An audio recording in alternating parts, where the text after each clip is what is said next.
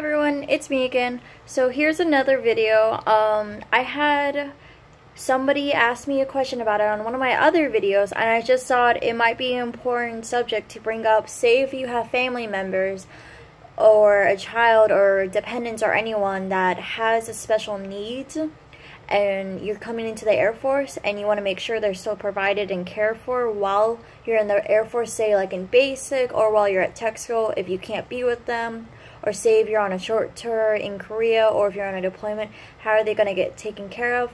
What do you do? What's the first step of process? And just little basic facts about that.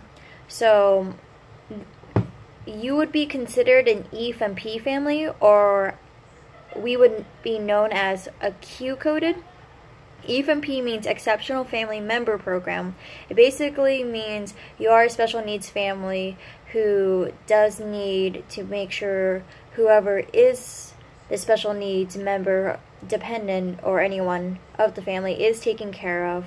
Unfortunately, this does limit of which bases you're allowed to go to, and most likely you will stay on stateside. It's very difficult to go overseas just because the overseas bases may not have the necessary equipment to use, or like certain hospitals, just like how here at my base at Kunsan, we don't have everything we need to take care of certain members or their families. So personally, we can't take in certain members or stuff like that. Even some bases can't even take certain family members just because they just don't have the necessary equipment to take care of them. Which also brings me to a thing: if you are PCSing from your old base to a new base, you always can get diverted. For example, I had a chief here. He was going to J-Bear, which is Elmendorf in Alaska. He was going to go there with his family for 3 years. However, due to him being Q-coded and depending on, and with his situation and everything, he did get diverted to Dallas, Texas. And then in the course of the same week, he got diverted once again to Seymour Johnson. Unfortunately, because his wife did not get the clear to say she's allowed to PCS. And if they say that on your 1466 and your 4380, which is dependents and medical papers, which is what your not your EFMP, but your MPF, which is personnel like me in the outbound assignment section, we'll need that so then we can cut your orders. If the family member says they are not clear to travel, that means they might not be clear underneath TRICARE. So if you're traveling with them and something does happen to that dependent or member,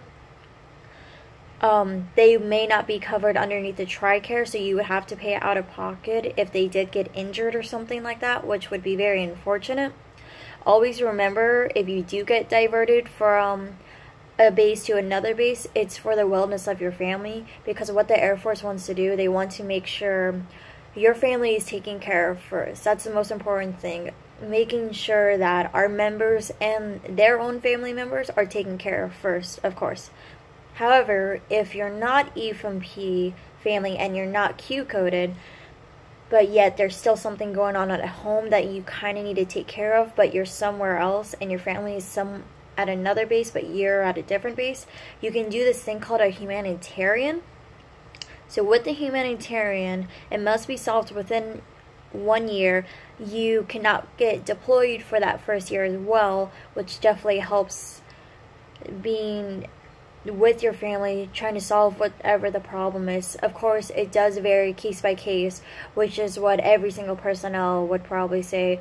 I can't guarantee this will get approved, this will get accepted, just because everyone's case is so different. And as personnelists, I believe that we just need to help everyone that we can and get the right answers that you guys want.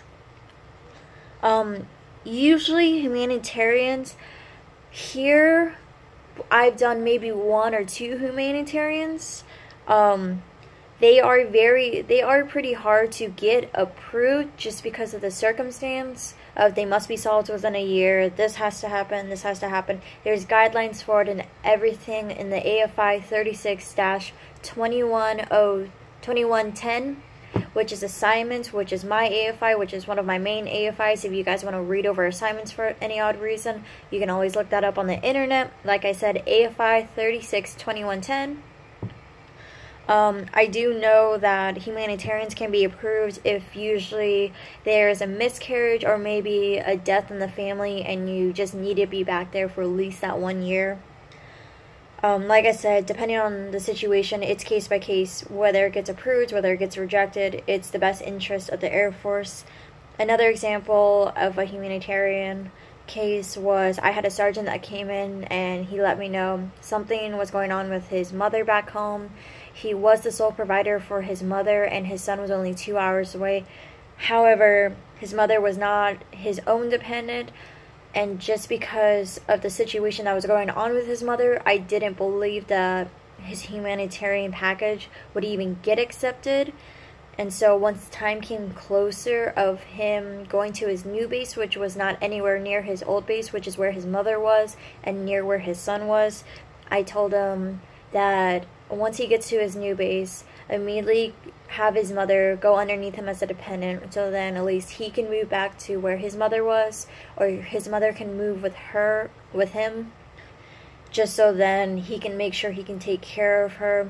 But like I said, that was just his situation. Everyone's situations are different. There's no right or wrong answer. And also another thing, if you are EFMP coded or you do have a humanitarian thing going on and you're going through a problem, Airman Family and Readiness Center, or as we call the AFRC, remember they can always help you.